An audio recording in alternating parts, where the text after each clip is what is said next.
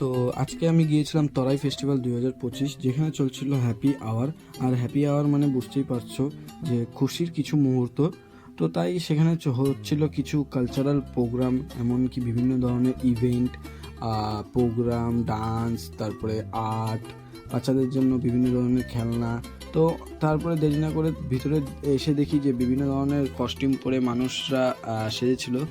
আর এখানে বিভিন্ন ধরনের খেলনাও ছিল, যেগুলো তুমি ফ্রিতেই পার্টিসিপেট করতে পারবে। আর এখানে কি সুন্দর নেপালি ডান্স হচ্ছিল, যেখানে যেখানে যেই রকমের ডান্স হচ্ছিলো সেদিকে সেই রকমের একটু থিম দিয়ে সাজানো ছিল। আর এদিকে বাচ্চাদের খুবই সুন্দর সুন্দর খেলনা ছিল, যার মধ্যে একটা এটা। আর এদিকে একটা আঙ্কেলজি এখানে একটা কি এটা বানাচ্ছে, মাটির জিনিস দিয়ে প্রদীপ টদীপ বানাচ্ছিল। যাই হোক, এটার আমি নাম জানি না, তোমরা যদি জেনে থাকো তাহলে কমেন্টে অবশ্যই জানিও এটাকে কি বলা হয়, আমি ঠিক জানি না।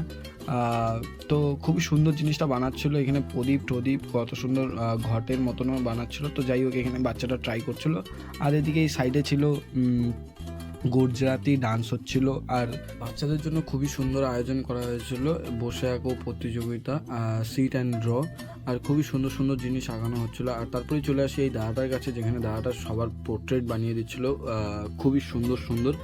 আর যাই হোক, তারপরে সাইডে দেখলাম যে এই আন্টিদের কম্পিটিশন হচ্ছিলো স্কোয়াড, যেখানে জিততে পারলে একটা গিফট দেওয়া হচ্ছিলো, আর পার্টিসিপেটদের জন্য কিছু কি রিংস দেওয়া হচ্ছিলো। তো যেখানে এখানে স্কোয়াড করতে বলা হয়েছিল, কিন্তু আন্টি স্কোয়াড করতে করতে খুবই পায়ে ব্যথা হয়ে গেছিলো, তো যিনি উঠতে আর পারছিল না, কিন্তু আন্টি নিজেই আসছিল তার এই কানের কীর্তির উপরে।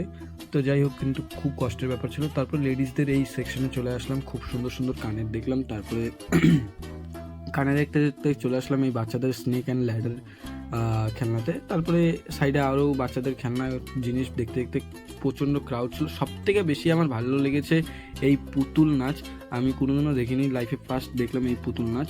তারপরে আমি চলে আসি এই দাদাকে দেখতে দেখতে, যে এই দিদির কাছে, যেখানে সবাই হার্ড বিভিন্ন ধরনের জিনিস আঁকাচ্ছিলো। তো তা আমি দিদিটাকে বললাম যে আমাকে একটা মাশরুম আঁকিয়ে দাও। আর দিদিটা খুব সুন্দর করে আমাকে মাশরুমটা আঁকিয়ে দিচ্ছিলো, আমাকে হিলতে না বলছিল বারবার করে। তারপর ফাইনালি আমার আঁকানোটা কমপ্লিট হয়ে গেল। তো তারপরে দিদির সাথে কিছু কথা বললাম, তারপরে দিদিকে বললাম থ্যাংক ইউ দিদি এত সুন্দর করে আঁকানোর জন্য। তারপরে কিছু ফটো তোলার পর ফাইনালি চলে আসলাম ট্র্যাপ ব্যান্ডের কাছে, যার তখন থেকে ইন্তজার করছিলাম আমি আর কি। তো যেহেতু আমার ব্যাড লাক ছিল, তো এখনও শুরু হয়নি, বিকালবেলা শুরু হবে, তাই আমি চলে যাচ্ছি বাড়ি। আর তোমরাও যেতে যেতে আমার ভিডিওটাকে লাইক করে যাও। দেখা হচ্ছে নেক্সট ব্লগে, বাই।